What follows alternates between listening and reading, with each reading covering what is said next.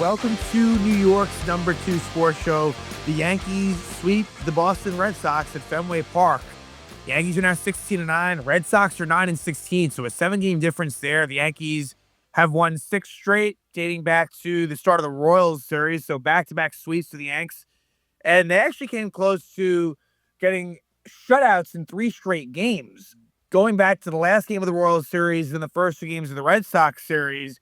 But in the ninth inning, that really thanks to a defensive indifference doesn't come to be. That would have been the first time since 1962 of 3 consecutive shutouts. But a lot of this is to do with the Red Sox. Just that lineup is really one of the worst Red Sox lineups I've seen some time. I mean, there's some, on an individual level, there's some solid guys there, but it's just not, what you're accustomed to.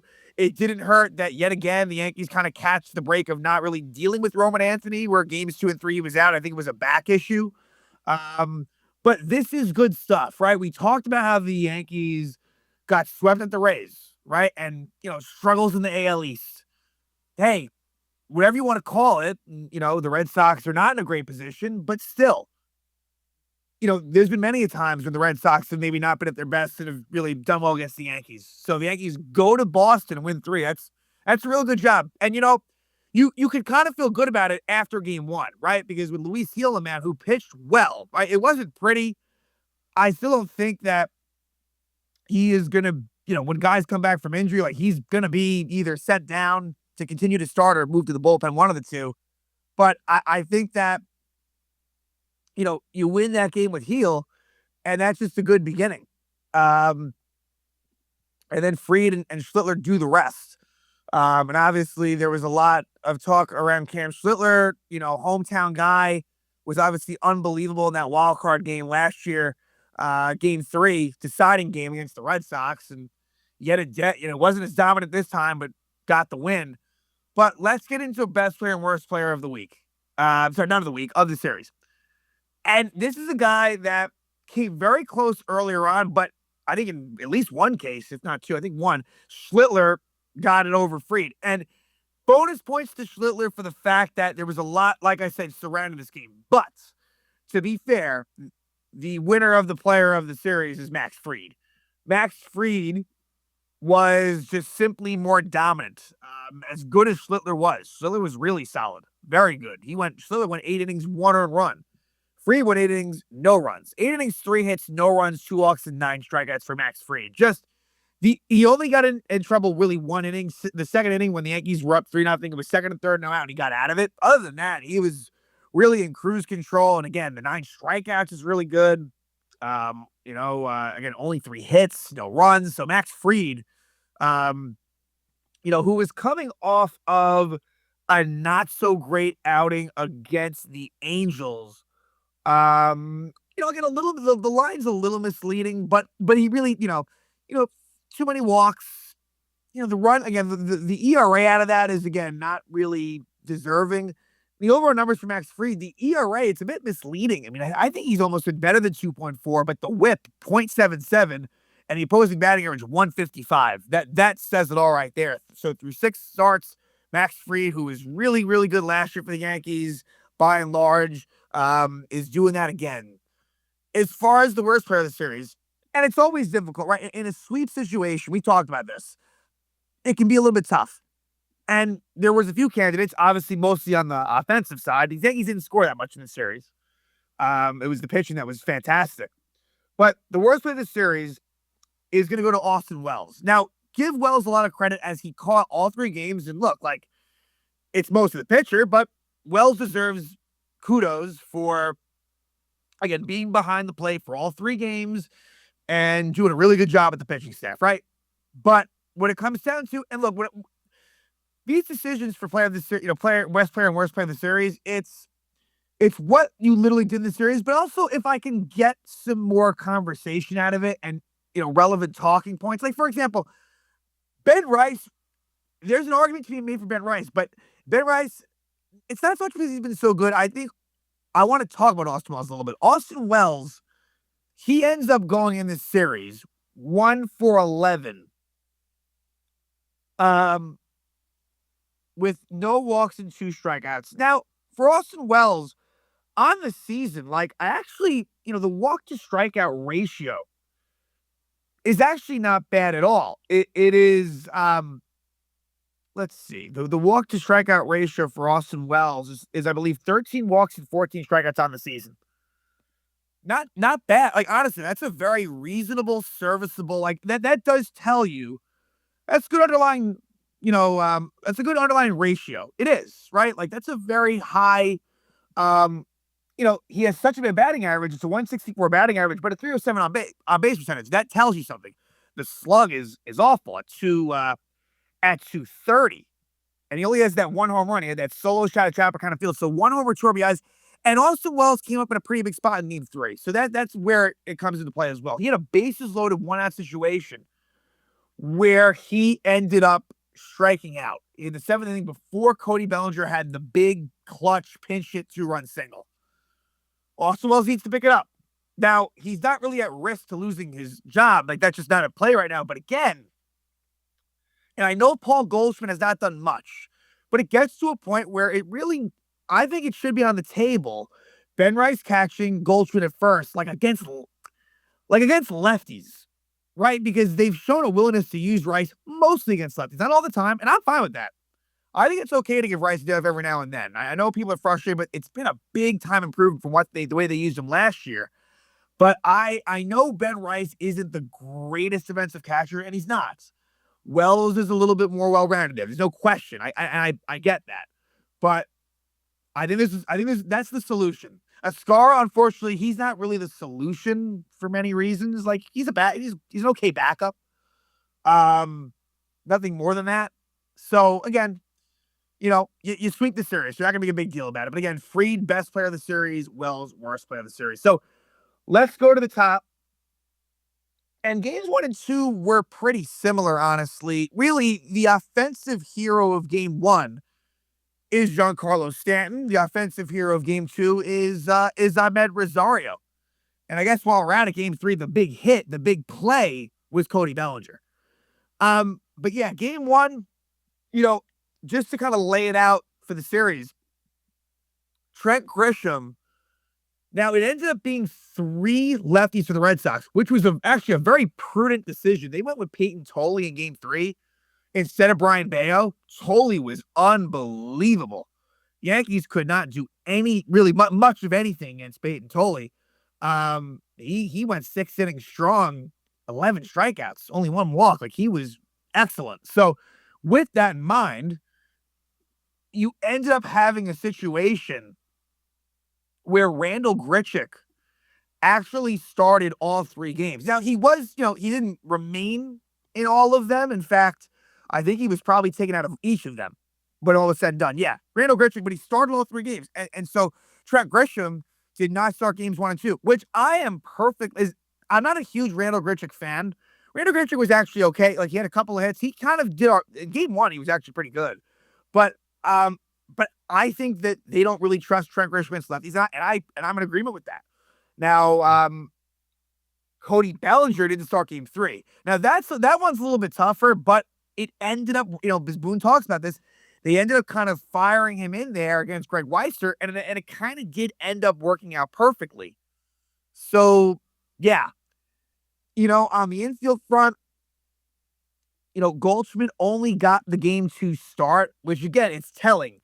They had 3 lefties for all 3 games, and it was only Goldschmidt for 1 of the games. And like, that's where we're at. And there's the odd time when Giancarlo Stanton, more so in on a Sunday weekend situation type thing, if he's played a lot during the week, where they could go with Rice and Goldschmidt, but doesn't happen that frequently. So Goldschmidt, again, he doesn't have a huge role in this team when he does start on the week against lefties, but he doesn't even pinch hit all that much because they preferred to have Wells versus a lefty than Goldschmidt versus a righty, in essence, which I don't know. And I was so much on the train last year of don't have Goldschmidt versus righties. I was talking about that for a long time, and they really went there, but I almost feel like they went like too far the other way. But anyway, Amed Rosario, he starts all 3 games.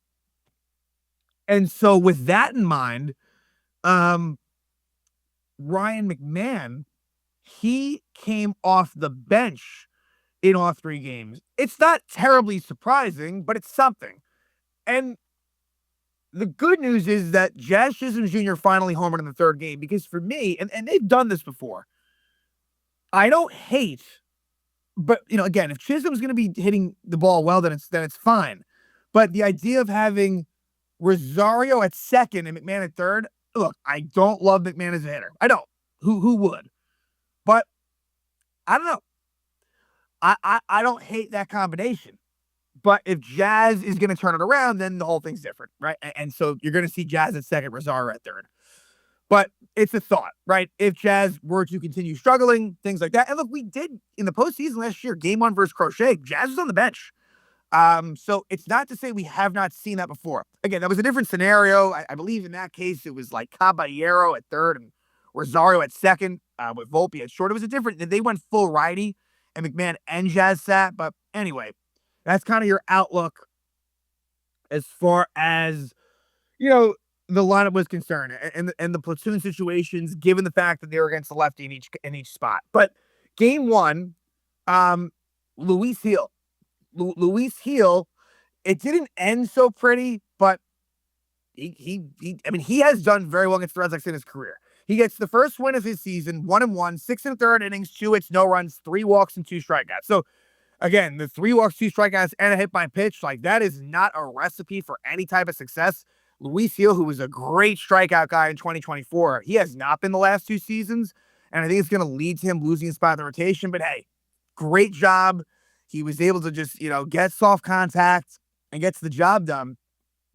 And the big plays in this game are as follows. For the Red Sox, Connolly Early, who the Yankees saw last year against Schlittler in game 3 of that wildcard series. Connolly Early, not great. Not horrible, but not great. He picks up the loss, goes to 1-1, 5 1/3 innings, 5 hits, 3 runs, 3 walks, 4 strikeouts for Early.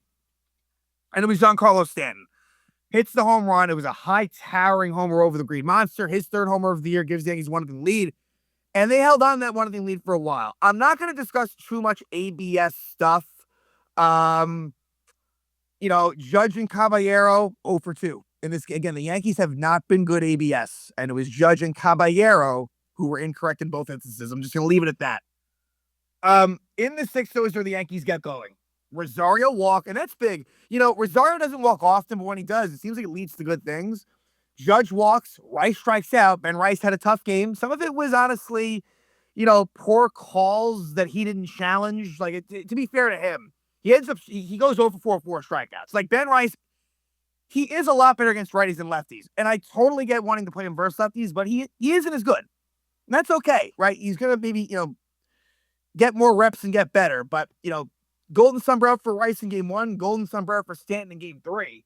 But it would be Giancarlo Stanton that gets the 2-run double in the 6th inning to give the Yankees a 3-0 lead. So Stanton's had a lot of success at Fenway Park. It continues. I really, really didn't like the Caballero at bat. Wait, actually, game 1 and 2 is kind of is blending together for me a little bit. No, I think it was this situation. Oh, no. It actually might have been game 2 that I'm thinking about. But let's talk about game 1 in case it wasn't game 2. Caballero, it was one of those things where, no, you know what? I think it might have been this situation, actually. I think it was where Caballero ends up swinging at ball 4, I believe. Swings at ball 4, and then he takes strike 3 and challenges it incorrectly. It's a double whammy. Again, he could have walked, I believe. For some reason on the Gamecast here, it says it was 3-2, but I'm looking through the pitch by pitch. It's not making it seem like there was 3 balls, but I'm pretty sure there was against Anderson of the Red Sox, Jack Anderson. But yeah, Caballero, that was a frustrating one that I remember. And I'm pretty sure it was game 1 in that instance where the Yankees had a chance to maybe, blow it open, but don't. However, and Brent Hedrick has been used like crazy. He comes in this game and gets out of Luis Heel's mess. That wasn't a major mess, but in the 7th, 2 on, 1 out, Hedrick gets a fly out and a strikeout. So good job by Brent Hedrick. Hedrick had a little bit of struggles in game 2. but he has a role in this pen. Let's just put it that way. He's not perfect, but Hedrick's a guy that, I think if utilized properly, can be an asset in the bullpen. And they're trying to find good arms out there, and Hedrick's been used a lot, probably too much. Randall Grichuk gets an RBI double, knocking in Cody Bellinger in the eighth. So Grichuk, who has not contributed a whole lot this season, has been a little bit better lately. Again, I'm still skeptical, but that makes it 4-0 Yanks. Hedrick is a leadoff single in the eighth, and then Tim Hill, who's just been fantastic. 3 straight groundouts. He has been close to automatic. And then David Bednar comes in the ninth and does the job. Doesn't pick up the save, as it was a 4-run game. Gives up an infield single. Yankees win, but 4-0. Game 2, it's just Max Fried being fantastic. Ranger Suarez, the former Philadelphia Philly for Texas, had his struggles. Loses to go to 1-2, 4 2/3 innings, 5 hits, 4 runs, 2 walks, and 4 strikeouts. And right away in the first, and in this case, he had Goldschmidt leading off. It's been Rosario leading off sometimes, Goldschmidt lead off sometimes against lefties. But it would be, after a Stanton double to make it second and third, 2 out, Amed Rosario, green monster shot, 416 feet, 3-run homer against Suarez. 4th homer of the year again for Amed Rosario. He has been a really, really good option, especially against, and I think sustainability-wise, especially against lefties. So 3-0 Yanks right there. Like I said, in the second inning is where Fried runs into a little bit of trouble. Second and third, no out. He's able to get out of it with actually 3 strikeouts, Durbin, Wong, and Kiner Falefa. And then the third inning, Rosario, for good measure, he gets his 4th RBI. Sac fly for Rosario, again after a Stanton double. Second and third, 1 out. Rosario makes contact, and that was all they needed. 4-0 Yankees. Fried was just doing what he does. I think I can confirm that the Caballero, the situation we're talking about, was game 1. Yeah, not game 2. So, of note, I thought Ryan McMahon actually made some very nice defensive plays when he came in, as a defensive replacement. With Fried on the mound, made some really nice plays. And we go to the ninth, and Brett Hedrick comes on again. And, if not for defensive indifference, the Yankees could have very, very well had 3 straight shutouts dating back to the Royal game. They don't. Maybe it's a little greedy. I'm happy with the win. But Trevor Story goes to second on defensive indifference with 2 out, and Jarren Duran, just out of the glove of Caballero, gets an RBI single to make it 4-1. And at that point, Bednar was warming up. Bednar pitched game 1 and 3, was warming up in game 2. So, he actually might not be available for game. Knowing the way the Yankees operate, there's a decent chance he may not be available in game 1 against the Astros. But Hedrick is able to get Caleb Durbin to ground out. So Yankees win, final score 4-1. Game 3 is the Cam Schlittler game, and Cam Schlittler is able to pick up the win. Goes to 3-1, 8 innings, 4 hits, 2 runs, only 1 earned, 1 walk, and 5 strikeouts. Really the only real mistake that the Yankees made all series was to Carlos Narvaez by Schlittler, where he hangs a sinker, and Narvaez deposits it out. Other than that, the Red Sox really did nothing. This was an anemic offensive performance at Fenway Park, no less. And Schlittler, it's funny, Tolley was the more dominant starter. This was not, Schlittler like we saw, what was it, 12 strikeouts or so last year in that game against the Red Sox. But it was his first start at Fenway Park, in his professional career, and he did a nice job. He kept his composure, and the Yankees eventually found a way to get the big hits to give them this victory. So this one was a little bit different than games 1 and 2, but the scores were all about the same. 4-0, 4-1, 4-2. So here, you get a little bit of a defensive miscue in the second inning, where the inning should have been over, but Trevor Story reaches on a throwing error by Amed Rosario. To be fair to him, it was not a great throw. I'm surprised Ben Rice was not able to get a mid on this. The error deservedly goes to Rosario, but I think it's a little bit of both. To me, on the naked eye, it seemed like maybe the play could have been made. And then so the next batter, Marcelo Meyer, it's an RBI double. So it's an unearned run to Schlittler, but it's a 1-0 Red Sox lead. This game was actually very frustrating for a while. I'm very glad the Yankees won, because I would have come on here and been like, this was a game the Yankees could have easily won. And of course they did. But bases loaded, no out for the Yankees in the fourth. Stanton strikeout, Grichuk fly out to shallow right, and Grisham strikes out looking. So that's a bad job right there by those guys. Again, it was a rough game for Stanton. He goes 0 for 4 strikeouts. And so Tolley was on the ropes, but gets off the hook. By the way, ABS, Austin Wells as a catcher, had an incorrect one early, and then Caballero again. Jose Caballero, they got to talk to him. It's, he challenges. He gets them right sometimes. He's not always wrong, but it's not, I don't like it, personally. So, one other thing, Red Sox still, and finally, Jazz Chisholm Jr. And let's be honest, it was a lucky one. It's a pesky pull, 333-foot shot home run for Jazz. Hopefully this gets him going. He was better in this game, showed some signs of life in this series. The weather's getting warmer. It's not a good excuse in my opinion, but Jazz, this is his first home run. 333 feet, ties it up at 1 against the lefty. But Schlittler, the Red Sox got the response in. Carlos Narvaez, the former Yankee, he hits his first homer of the year. And it gives the Red Sox that lead right back to 1. But at the top of the 7th, Peyton Tolley's out. Danny Colon, the lefty, comes in. And it's actually Trent Grisham who gets it started, lefty-lefty. So, in fairness to Trent, who was starting in this game, he gets a single, Jazz singles. So, a couple of lefty-lefty hits for Jazz, Caballero singles, and then Austin Wells strikes out. He had a 3-0 count and struck out. That was very frustrating. And so Greg Weisser comes on, Cody Bellinger pinch hits for Amed Rosario, and Cody Bellinger, opposite field, pinch hit 2-run single. That was the big hit of the series, is Cody Bellinger, 3-2 Yanks, and then Aaron Judge, RBI single, 4-2 Yanks. And Cam Schlittler, where he really, Schlittler down the stretch was at his best. Cam Schlittler, the last 3 innings, really locked in.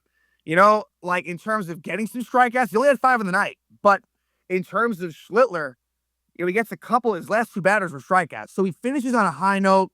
8 innings, 1 run. Schlittler's ERA in the season, 1.77 with a .73 whip. Again, that's brilliant. Bottom of the 9th, David Bednar comes on. And it was a rare, very simplistic 1-2-3 inning for David Bednar. No issues. 7th save of the season for Bednar. Some of those numbers are ugly, but it's a sweep for the Yankees. And some big hits as well. So 4 for 10 runners in scoring position. I like to see that. 16-9 for the Yanks. And now they will continue their 9-game road trip in Houston against a pretty reeling Astro team. They're 10-16. The Astros are coming off of a series in Cleveland where they actually did win 2 of 3. So maybe the Astros are turning some things around. The big guy that you got to worry about, literally the big guy, Yordan Alvarez. He has been unfucking believable this season. 11 homers, 26 RBIs, 347 batting average with a 1245 OPS. You cannot let him beat you. In a more diminished Astro lineup, you got to work around him. You got to work around him. This is going to be a situation where I think intentional walks, if it's right, go for it. Game 1, Will Warren against Lance McCullers Jr. Lance McCullers Jr. has dealt with injuries a lot in recent seasons, and he just hasn't been quite as good as he had been. But before he got hurt, he was really, really one of the better pitchers, honestly, in the American League. He has not been as good the last couple of seasons when he's been out there, but he has had success a ways ago. He's one of the longest tenured Astros. You talk about the asterisks, the team that, has won World Series. Lance McCullers has been on the Astros since 2015. So a familiar face there, and we'll see how Will Warren does. Coming off a really good outing against the Royals. That's for Game 1 pitcher matchup. Game 2, Ryan Weathers also looking to, do well like he did against the Royals. And for the Astros, it'll be Mike Barrows. And his numbers are pretty ugly as well. And then Game 3 will be Luis Heel against Spencer Arrighetti. Spencer Arrighetti, the whip's not so good, but the ERA is solid. I mean, that, and he's got a good opposing batting average. Like, just looking at the numbers, that one seems to be the toughest one for the Yankees. I think I look at the series and, it's not the same Astro team, but we'll see what happens. I think the Yankees could very well take 2 of 3, but you don't have Frieder Schlittler, right? Those are your 2 best starting pitchers, and they're not in there. So understand that, it's hard to win. And a winning road series is not easy. Could the Yankees lose the series? Yes, they could. The Yankees have had the Astros number in the regular season in recent years. especially in Houston. And so I think winning 2 out of 3 is well within reason. And I think that their best chance of doing so is the first couple of games. But again, Yankees go to Boston, sweep the Red Sox. They've won 6 in a row to improve to 16-9. They're in first place in the AL East. They're in first place in the American League. And they will look to continue their success against the Houston Astros in the middle of this 9-game road trip.